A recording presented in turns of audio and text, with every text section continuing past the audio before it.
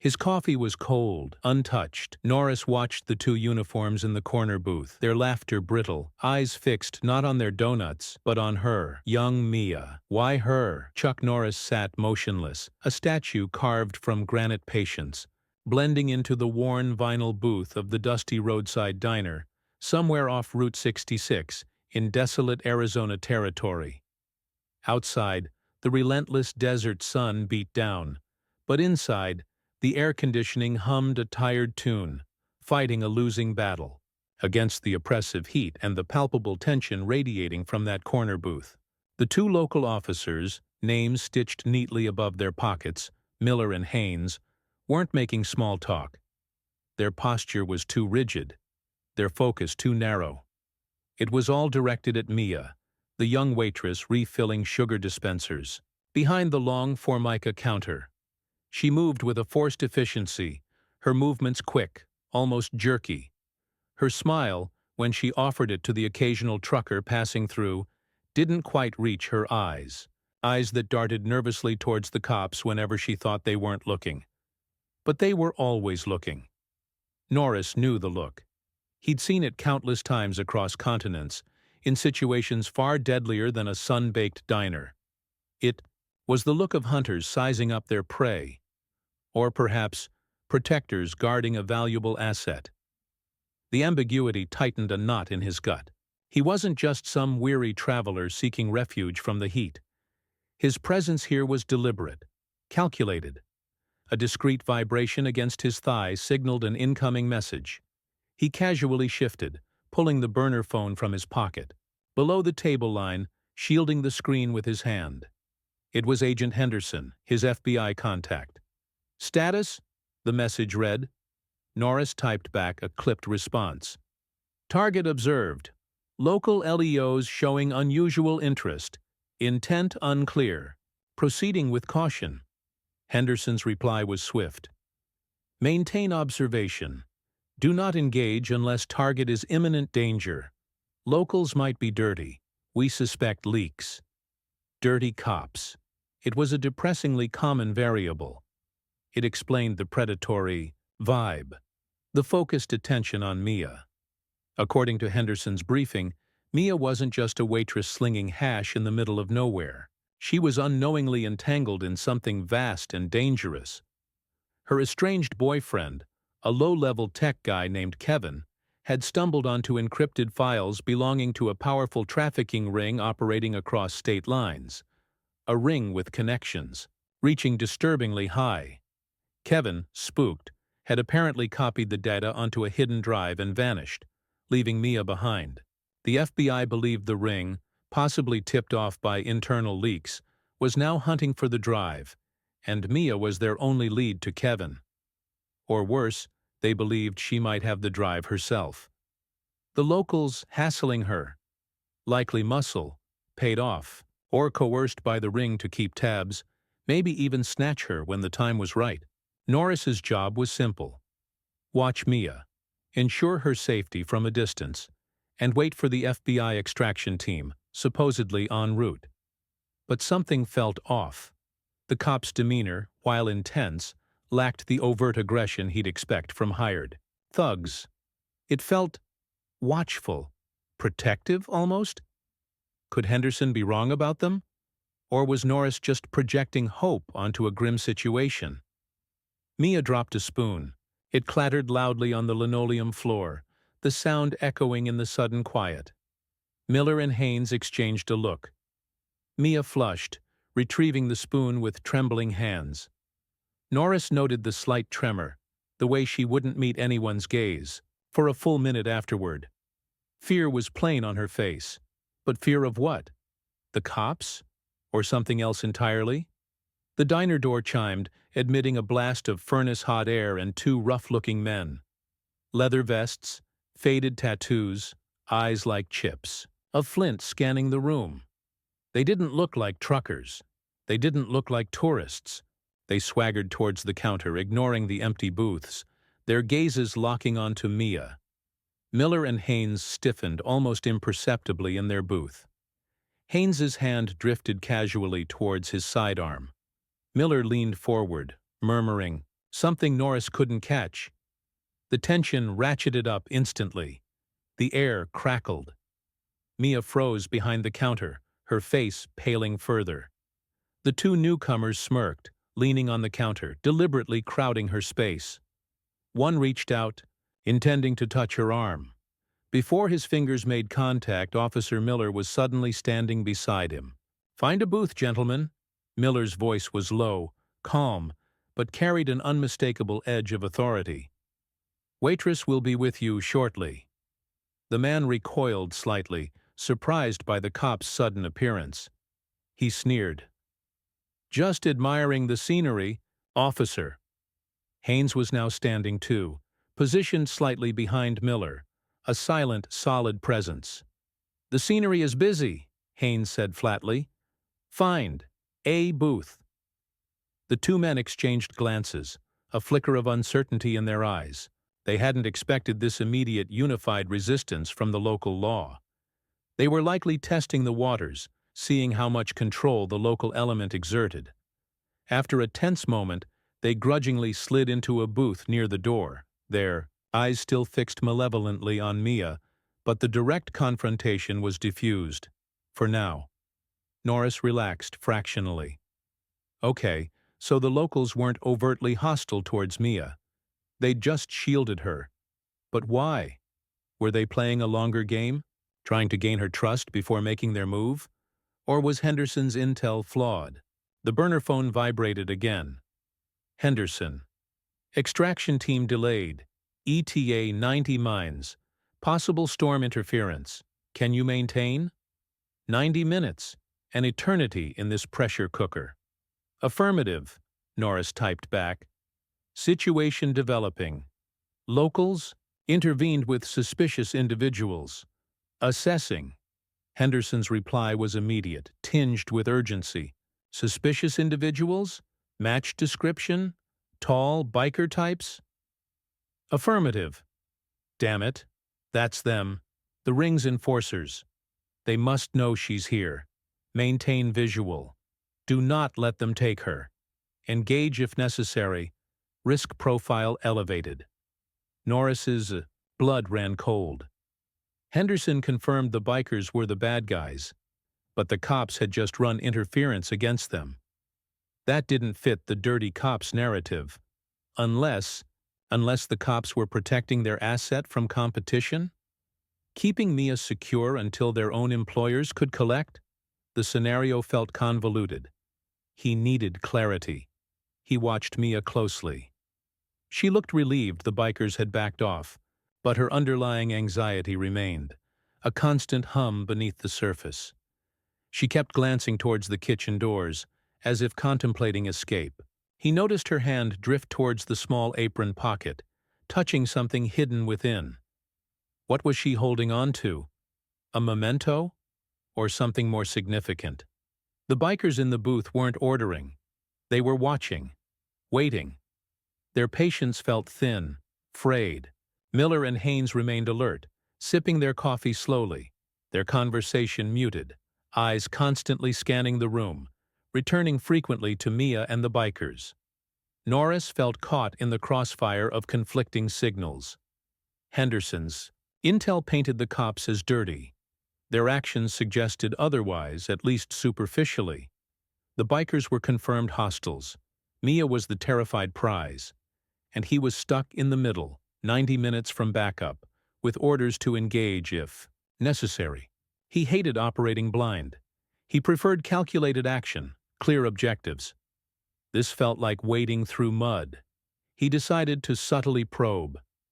Catching Mia's eye as she passed his booth, he offered a gentle nod, a silent acknowledgement meant to convey non-threatening presence. She hesitated for a fraction of a second, her eyes wide, searching his face. Did she recognize him? Unlikely. But maybe she sensed something different about him compared to the other patrons. The cops, the bikers. A flicker of desperate hope crossed her features before she quickly looked away, resuming her duties with renewed, almost frantic energy. The air thickened again. The quiet hum of the diner seemed amplified, underscoring the silent standoff. Norris focused his senses, listening beyond the surface noise. He caught snippets of the bikers' conversation, low growls, mentions of the package and Kevin's girl. Confirmation, if any more were needed. He glanced at Miller and Haynes. They looked increasingly uneasy. Miller subtly tapped his radio, murmuring something into it, too low to hear. Were they calling for backup or reporting into their handler? The uncertainty was maddening. Then the situation fractured. One of the bikers abruptly stood up, scraping his chair loudly. He started walking, not towards the exit, but directly towards the kitchen doors Mia kept glancing at. Mia gasped, dropping a stack of menus. Miller and Haynes were on their feet instantly. "Sir, the restroom is the other way," Miller stated firmly, blocking the man's path. The biker smirked, flexing his tattooed hands. "Not looking for the restroom, officer. Just stretching my legs." His partner stood up too, moving to flank Miller. Haynes moved immediately, mirroring the second biker, creating a tense standoff near the kitchen entrance. This was it. The play was happening. Right here, right now. Norris pushed his coffee cup aside. His muscles tensed, ready to spring. He was still under orders not to engage unless Mia was in imminent danger, but that threshold was rapidly approaching. Henderson's voice echoed in his mind. "Do not let them take her." Mia, seeing her escape route blocked and the confrontation escalating, seemed to make a decision. With a choked sob, she suddenly bolted, not towards the blocked kitchen door, but ducking under the counter pass-through, making a desperate dash for the main diner entrance. "Grab her!" the first biker yelled, shoving past Miller, who stumbled but kept his footing. The second biker lunged for Mia. Haynes intercepted him with a solid shoulder check, sending the biker staggering back. Miller recovered, drawing his taser, shouting commands. Chaos erupted. Norris moved. He exploded from the booth, a blur of motion intercepting the first biker who had almost reached the fleeing Mia. A swift, disabling strike to the man's knee sent him howling to the floor. The second biker, recovering from Haynes's block, turned, his attention to Norris, pulling a nasty-looking knife from his boot. Haynes shouted, "Police! Drop the weapon!" Norris didn't wait. He flowed around the biker's clumsy lunge, redirecting the knife hand, applying a joint lock that forced the blade to clatter away. A follow-up strike rendered the man unconscious before he hit the ground. It was over in seconds. Miller had his taser trained on the downed first biker. Haynes was handcuffing the second. Sirens wailed in the distance, growing rapidly louder. Backup was arriving, summoned by Miller's earlier call. Mia huddled near the doorway, trembling uncontrollably, tears streaming down her face. She clutched something tightly in her hand, something she'd pulled from her apron pocket during the frantic escape. It glinted in the harsh fluorescent light. A small metallic object, a data stick. She had it. She had the drive all along. Not Kevin. Her. Norris approached her slowly, hands raised slightly in a non-threatening gesture. "It's okay," he said softly. "You're safe now." Miller and Haynes exchanged a look, then nodded towards Norris, a silent acknowledgement. They recognized a professional when they saw one. They holstered their weapons as more local units swarmed the diner, securing the scene. Relief washed over Norris, but it was short-lived. His burner phone vibrated again. "Henderson. Situation contained? Is target secure?" Before Norris could reply, another message flashed. "Abort extraction. Repeat, abort extraction. Stand down. Local PD has jurisdiction. We have confirmation. Target is not cooperative. Possible hostile accomplice on site." Norris froze. Hostile accomplice? Was Henderson talking about him? What confirmation? Then he looked at Miller and Haynes again. Their expressions weren't just relieved. They were wary of him. They were keeping their distance, their hands near their sidearms again, despite the arrival of their colleagues. The pieces slammed into place with sickening force. The FBI extraction wasn't delayed by a storm. It was never coming for Mia's safety. Henderson wasn't trying to protect Mia. He was trying to secure the data. He had painted the local cops as dirty to isolate Mia, to make her vulnerable, perhaps even to set Norris up to take the fall if things went sideways.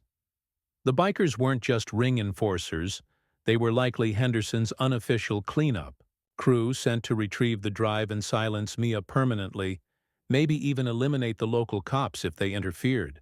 Miller and Haynes weren't dirty. They were protecting Mia, likely based on their own investigation or a tip-off about Kevin and the danger she was in. Their intense scrutiny wasn't intimidation. It was a shield. They knew something was wrong, perhaps even suspected federal involvement or corruption. They ran interference against the bikers because the bikers were the immediate threat they recognized. Henderson's message about the hostile accomplice wasn't intel. It was an order. An order for the locals, possibly fed through a compromised channel, to view Norris himself as a threat, associated with the bikers he just took down. Henderson was trying to burn him, using the local PD to neutralize the witness, Norris, who saw too much and could connect Henderson to the bikers. The midpoint twist wasn't just that the cops were good. It was that his own FBI contact was the snake, manipulating everything from the shadows. Norris was caught between the wary local cops and a corrupt federal agent actively trying to frame him. Mia, sensing the shift, looked from the cops to Norris, her eyes wide with confusion and fear. Who could she trust? Norris met Officer Miller's gaze. He gave a slow, deliberate nod towards the data stick clutched in Mia's hand, then subtly indicated his burner phone, then shook his head almost imperceptibly. The call is compromised. She has the proof. Miller's eyes widened slightly. He understood. Years of dealing with local crime, territorial disputes, and the occasional jurisdictional friction had honed his instincts. He'd sensed something off about the federal interest in this case from the start. Norris's silent communication confirmed his suspicions. This went deeper than a missing boyfriend and some stolen data. Henderson's plan was unraveling. He likely expected Norris to neutralize the locals, or be neutralized by them, leaving Mia and the drive exposed for his biker team. Norris's efficiency had disrupted that plan, but now Henderson was improvising, painting Norris as the villain. Miller made a split-second decision. He spoke calmly into his radio, ignoring whatever conflicting intel might be coming through. Henderson's channels. Scene secure. 2 suspects in custody. EMTs requested. Have unis transport the witness, Mia, to county lockup. Protective custody. Highest priority. No federal transfers authorized without my direct code. He was walling her off, protecting her within their system, locking out Henderson. He then turned to Norris. Sir, we appreciate your assistance. We need you to come down to the station to provide a statement. It wasn't a request, but the underlying message was clear. We know you're not the enemy. Play along, and we figure this out. Norris nodded slowly. Of course, officer. He glanced at Mia, giving her a small, reassuring look. She was still terrified, but a glimmer of understanding dawned in her eyes. She clutched the data stick tighter. The hidden truth wasn't just about a trafficking ring or dirty cops. The real danger emanated from within the FBI itself, from Agent Henderson, who wasn't just leaking information, but actively orchestrating crimes, using federal resources and expendable assets like Norris to cover his tracks and secure incriminating evidence that likely implicated him or his powerful associates. Chuck Norris hadn't just walked into a rescue mission, he'd stumbled into the heart of a conspiracy, and the local cops he initially suspected were now his unlikely allies against a far more insidious threat. The quiet diner had been the stage for a battle fought not just with fists and tasers, but with deception and hidden agendas. What unseen connections might Henderson have, and how deep does the corruption truly run? How far would you trust your instincts when official orders contradict the truth unfolding before your eyes? Drop your theory in the comments and subscribe for more stories where the truth wears a badge or hides behind a friendly voice.